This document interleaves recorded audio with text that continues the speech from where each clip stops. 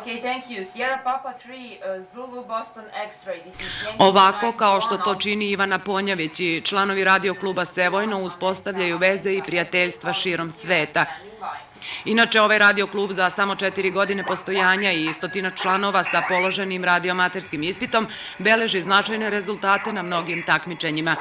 Za ovih nekoliko godina postojanja da imamo osvojena 2 prva mjesta u kupu Saveza radioamatera Jugoslavije, to su ovi pehari ovde, za 99. i 97. godinu, a 98. smo bili drugi. I također imamo osvojeno 98. prvo mjesto u najvećem jugoslovenskom međunarodnom takmičenju, UDX takmičenju. To je osvojila klubska stanica.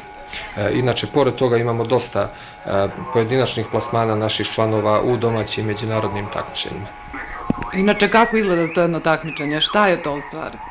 Cilj je u određenom vremenskom periodu održati što više radioamaterskih veza i održati što više kvalitetnih veza. Pre svega veza sa drugim kontinentom koji se boduje malo više nego veza sa Evropom i ostvariti veze sa što više različitih zemalja. Šta za mlade znači ovako jedno druženje? Pa ovo je za njih jedan hobi koji primetio sam jako voleo sam ga i ja isto tako sam bio mlad i sada ga volim podjednako. Uživaju stvarno u ovom održavanju radioveza, sve više imaju mogućnost sticanja znanja oko računara, te dve oblasti su jako povezane. Primjena računara u radioamaterizmu je velika, postoji jako veliki spoj interneta, nekih novih vrsta komunikacije. Naši gledalci i slušalci su navikli uglavnom na rad telegrafijom i fonijom.